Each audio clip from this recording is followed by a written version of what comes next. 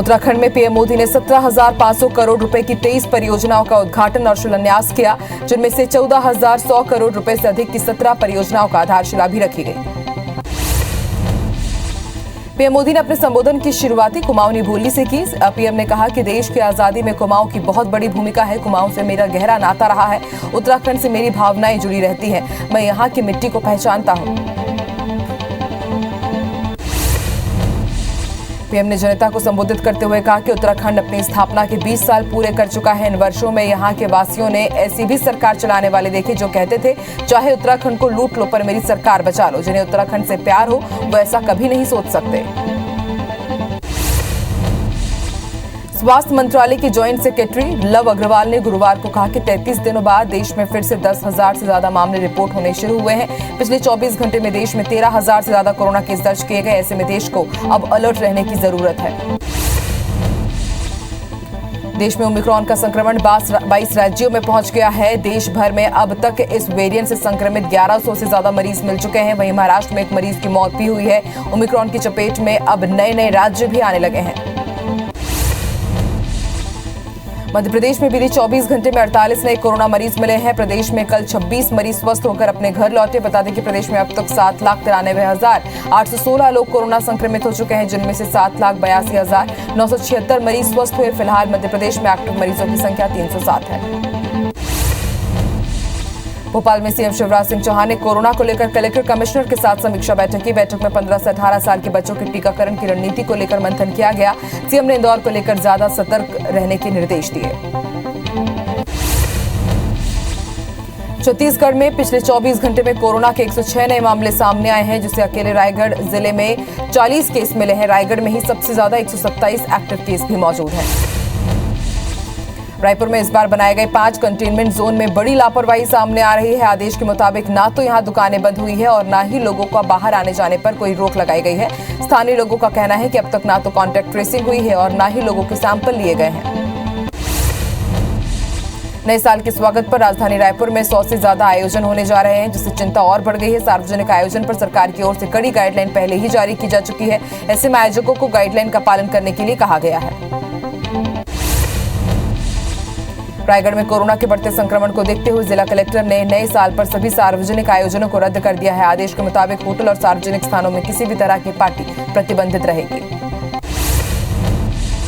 जबलपुर में बीते 24 घंटे में 11 लोग कोरोना संक्रमित मिले हैं। एक दिन में कोरोना संक्रमितों का ये आंकड़े बीते सितंबर महीने के बाद अब तक का सबसे ज्यादा है। वहीं इंदौर, भोपाल में कोरोना मरीजों की बढ़ती संख्या को देखते हुए पहले ही अलर्ट जारी किया जा चुका है।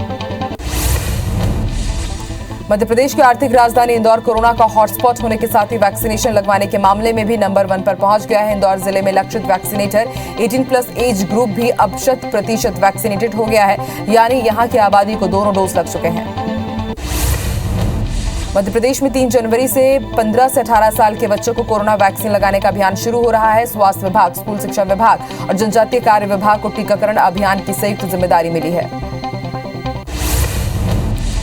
बलौदाबाजार में कोविशील्ड टीके की बर्बादी की जा रही है। गिरौदपुरी में कोविशील्ड के 150 से ज्यादा वायल खुले में फेंके पाए गए हैं। एक वायल में करीब 10 डोज के हिसाब से 1500 से ज्यादा डोज बर्बाद की गई है। वहीं सीएमएचओ ने वैक्सीन को फेंके जाने की बात को नकारते हुए जांच की बात कही है। मध्य प्रदेश में पंचायत चुनाव नए सिरे से कराने के लिए वोटर लिस्ट अपडेट करने का काम शुरू हो चुका है। चुनाव निरस्त होने के बाद राज्य निर्वाचन आयोग ने कहा है कि अब जो पंचायत चुनाव होंगे वो 1 जनवरी साल 2022 की स्थिति में वोटर लिस्ट के आधार पर होंगे। राज्य निर्वाचन आयोग आयुक्त बसंत प्रताप सिंह ने कलेक्टरों के साथ वर्चुअल बैठक कर जरूरी निर्देश दिए। इसके तहत 4 जनवरी को वोटर लिस्ट का प्रकाशन किया जाएगा। जबलपुर में मध्य प्रदेश के राजस्व एवं परिवहन मंत्री गोविंद सिंह राजपूत ने ओबीसी आरक्षण पर बड़ा बयान दिया है। उन्होंने कहा, प्रदेश में जब भी चुनाव होंगे ओबीसी आरक्षण के साथ ही होंगे। बीजेपी ओबीसी आरक्षण के बगैर पंचायत चुनाव कभी नहीं होने देगी। नगरीय निकाय चुनाव में करारी शिकस्त के बाद भी बीजेपी चारों नगर निगम बीरगांव, भिलाई, चरौदा, रिसाली और भिलाई के महापौर के लिए दावेदारी करेगी। इसके लिए बीजेपी ने इन चारों नगर निगमों में चुनाव संचालक, स्थानीय नेता और पार्षदों के साथ लगातार बैठक की है। मध्य प्रदेश के सीएम शिवराज सिंह चौहान निजी दौरे पर पचमढ़ी पहुंचे, जहां उन्होंने पौधारोपण कर लोगों को स्वच्छता को लेकर संदेश दिया। उन्होंने इस बार रविशंकर भवन परिसर में लीची का पौधा लगाया। इस दौरान उनके साथ कलेक्टर, कमिश्नर समेत के आला अधिकारी भी मौजूद रहे। सीएम भूपेश बघेल कल बेमेतरा जिले के दौरे पर रहेंगे। सीएम राज्य स्तरीय गुरु घासीदास लोक महोत्सव और ओपन पंथी नृत्य प्रतियोगिता में शामिल होंगे। यहां सीएम पहले, दूसरे और तीसरे स्थान पर आने वाले दल को पुरस्कृत करेंगे। कार्यक्रम का आगाज 28 दिसंबर को हुआ था, जिसका समापन कल होगा। खजुराहो से गिरफ्तारी के बाद पुलिस कालीचरण को लेकर रायपुर पहुंची। राजधानी की पुलिस लाइन में कालीचरण का मेडिकल चेकअप करवाया गया, जिसके बाद उसे कोर्ट में पेश किया गया। जिला न्यायाधीश ने कालीचरण को 2 दिन की पुलिस रिमांड पर भेजा। महात्मा गांधी पर दिए विवादित बयान को लेकर कालीचरण महाराज पर लगातार शिकंजा कसता जा रहा है। खजुराहो से गिरफ्तारी के बाद अब कालीचरण पर राजद्रोह का मामला दर्ज किया गया। टिकरापारा थाने में कालीचरण पर मामला दर्ज किया गया था। एसएसपी प्रशांत अग्रवाल ने मामले की पुष्टि की। महात्मा गांधी पर टिप्पणी को लेकर कालीचरण महाराज की गिरफ्तारी पर मध्य प्रदेश और छत्तीसगढ़ सरकार की तकरार बढ़ती जा रही है। नरोत्तम मिश्रा ने कहा कि रात के 3 बजे सर्द रात में किसी के घर में घुसकर उसे पकड़ने जाओ तो वो कुख्यात अपराधी हो, ये कहां तक का जायज है।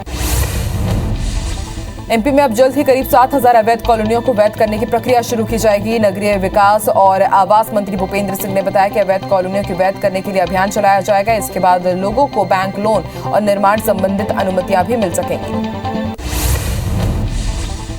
आनंदम धाम ट्रस्ट वृंदावन के संत रितेश्वर महाराज जबलपुर पहुंचे। संत ने कृष्ण जन्मभूमि मंदिर निर्माण की मांग उठने पर खुशी जाहिर करते हुए कहा कि आज सारे देश की भावना है कि अयोध्या के राम मंदिर की तरह ही मथुरा में कृष्ण जन्मभूमि पर भव्य मंदिर बने। जूनियर डॉक्टर्स के प्रदर्शन के दौरान पुलिस की लाठीचार्ज का देश भर में विरोध हो रहा है। अंबिकापुर में भी जूनियर डॉक्टर्स ने काली पट्टी बांधकर प्रदर्शन किया। प्रदर्शनकारियों ने कहा कि अगर दिल्ली पुलिस माफी नहीं मांगती है तो फिर फेडरेशन के नेतृत्व में काम बंद कर हड़ताल की जाएगी। बुरहानपुर के इच्छापुर गांव में 17 महीने की बच्ची की हत्या के मामले में अब सियासत भी शुरू हो गई है। आरोपी की जल्द गिरफ्तारी को लेकर कांग्रेस और सामाजिक संगठनों ने विरोध किया। वहीं विवाद बढ़ता देख एसपी राहुल कुमार का बयान सामने आया है। उन्होंने कहा कि आरोपी की गिरफ्तारी जल्द होगी। खंडवा में पटवारी संघ और संयुक्त कर्मचारी संघ नारेबाजी करते हुए कलेक्ट्रेट कार्यालय पहुंचे, जहां उन्होंने खंडवा एसडीएम अरविंद चौहान के खिलाफ कलेक्टर को ज्ञापन सौंपा। पटवारी संघ का आरोप है कि एसडीएम ने कुछ पटवारियों को ऑफिस बुलाकर धमकाया और उनसे बदसलूकी की। महासमुंद के रेलवे संघर्ष समिति ने अपनी मांगों को लेकर कोमाखान रेलवे स्टेशन का घेराव किया। समिति के मुताबिक यहां पहले पैसेंजर ट्रेनें रुकती थी, लेकिन कोविड काल में आवागमन बाधित हो गया था, जो अब तक शुरू नहीं किया गया है। कवर्धा के नदी विहार कॉलोनी में रहवासियों ने शराब दुकान खोलने को लेकर एक बार फिर से प्रदर्शन किया, जिसमें बीजेपी कार्यकर्ता भी शामिल हुए। शराब दुकान के सामने बैठकर जमकर नारेबाजी की। लोगों का कहना है कि शराब दुकान खुलने से कॉलोनी के आसपास अपराधों में बढ़ोतरी होगी। जगदलपुर में पुराना बस स्टैंड के डॉक्टर श्यामा प्रसाद मुखर्जी व्यवसायिक परिसर में शराब की दुकान खोलने पर बीजेपी ने प्रदर्शन किया। बता दें कि नगर पालिक निगम भी सामान्य सभा में 2 प्रीमियम अंग्रेजी शराब दुकान खोलने का प्रस्ताव लेकर आया था, जिसका बीजेपी विरोध कर रही है। भोपाल में लोग न सिर्फ अवैध नल कनेक्शन के जरिए पानी की चोरी कर रहे हैं, बल्कि नगर निगम को राजस्व का चूना भी लगा रहे हैं। इसका खुलासा एक जोन में की जांच के दौरान हुआ है। इस जोन के सिर्फ 2 इलाकों में 400 से ज्यादा अवैध कनेक्शन मिले हैं, जिसमें कई पॉश कॉलोनियां भी शामिल हैं। धमतरी में नगर निगम ने जलकर के बड़े बकायादारों के खिलाफ सख्ती दिखाई है। निगम ने मुख्यमंत्री स्वावलंबन योजना के तहत किराया की राशि जमा नहीं करने पर 13 दुकानों को सील कर दिया, जबकि 20 दुकानों पर नोटिस चस्पाकर बकाया पैसे जमा करने के लिए कहा गया है। धमतरी में शासकीय धान को बारिश से बचाने में लापरवाही बरतने वाले 2 सोसाइटी प्रबंधक को नोटिस दिया गया है। उपपंजीयक ने नोटिस जारी कर जवाब मांगा है। दरअसल कलेक्टर ने धान को बारिश से बचाने के लिए सोसाइटी प्रबंधकों को सख्त निर्देश दिए थे, उसके बाद भी लापरवाही बरतने पर कार्रवाई की जा रही है। डिंडौरी की घुटई गांव में दूषित पानी पीने से 2 दर्जन से ज्यादा लोग बीमार हो गए हैं, जिन्हें उपचार के लिए सामुदायिक स्वास्थ्य केंद्र बजाग में भर्ती कराया गया। बताया जा रहा है कि गांव में एक ही हैंडपंप है और लोग इसी का दूषित पानी पीने को मजबूर है। मामले में कलेक्टर ने तहसीलदार को मौके पर जांच करने के लिए भेजा। खरगोन के गोगावा थाना क्षेत्र में दूध के टैंकर और कार में भिड़ंत हो गई। दुर्घटना में 10 लोग घायल हुए, जिनमें से 4 की हालत गंभीर बनी हुई है, जिन्हें अस्पताल में भर्ती कराया गया। वहीं हादसे के दौरान टैंकर का सारा दूध भी सड़क पर बह गया। इंदौर में कॉटन व्यापारी की पत्नी ने बिल्डिंग की 6वीं मंजिल से कूदकर सुसाइड कर लिया। गार्ड ने पति को घटना की जानकारी दी। पुलिस के मुताबिक शादी के 25 साल बाद भी दंपति को बच्चे नहीं हो रहे थे। इसके कारण महिला काफी डिप्रेशन में थी। सुसाइड की वजह भी डिप्रेशन ही बताई जा रही है।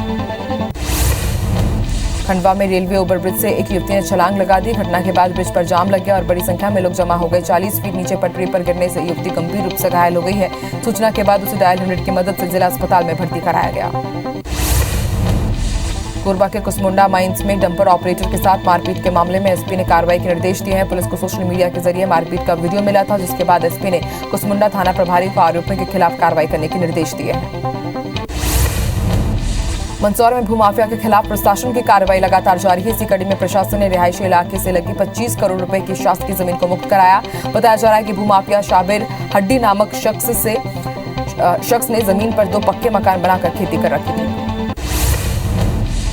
कोरबा पुलिस ने लोन दिलाने के नाम पर ठगी करने वाले 2 आरोपियों को गिरफ्तार किया है और उनकी गिरफ्तारी दिल्ली से हुई है। आरोपी फर्जी अधिकारी बनकर कॉल करते थे, जो अब तक लोगों से 97 लाख रुपए से अधिक की रकम वसूल चुके थे। आरोपियों के पास से 1,30,000 रुपए नकद, मोबाइल, लैपटॉप, फर्जी खाते और सिम कार्ड भी जब्त किए गए।